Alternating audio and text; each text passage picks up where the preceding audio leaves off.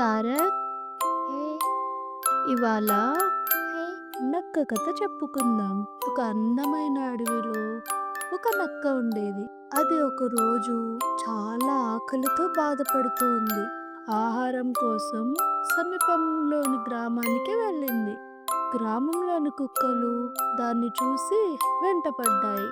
అది చాలా భయంతో పారిపోతూ ఒక ఇంటి దగ్గర ఉన్న నీలిరంగు డబ్బాలో పడిపోయింది. అది బయటికి వచ్చినప్పుడు దాని శరీరం అంతా నీలంగా మారిపోయింది. అడవికి తిరిగి వచ్చినప్పుడు కొన్ని జంతువులు దాన్ని చూసి ఆశ్చర్యపోయాయి. ఇది ఏ జంతువు, ఎక్కడి నుంచి వచ్చింది అని గుసగుసలాడాయి. అప్పుడు ఆ నక్క ఏం చేసిందో తెలుసా?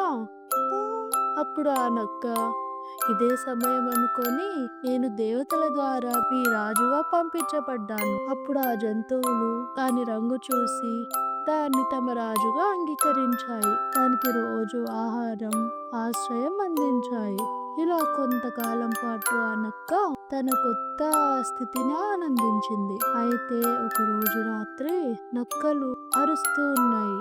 ఆ అరుపు విని ఇది కూడా అరిచేసింది. తన సహజ స్వభావాన్ని బయట పెట్టేసింది. ఇది చూసిన మిగతా జంతువులని అది సాధారణ నక్క అని తెలుసుకొని మోసపోయాయి. అది అందరినీ మోసం చేసిందని భావించి దాన్ని అడవి నుంచి వెళ్ళగొట్టాయి. ఈ కథ మనకి ఏం చెప్తుంది తారక్? ఇతరులుగా నటించడం కొద్ది రోజులు ప్రయోజనకరం కావచ్చు, కానీ నిజ స్వభావం ఎప్పటికైనా బయటపడుతుంది.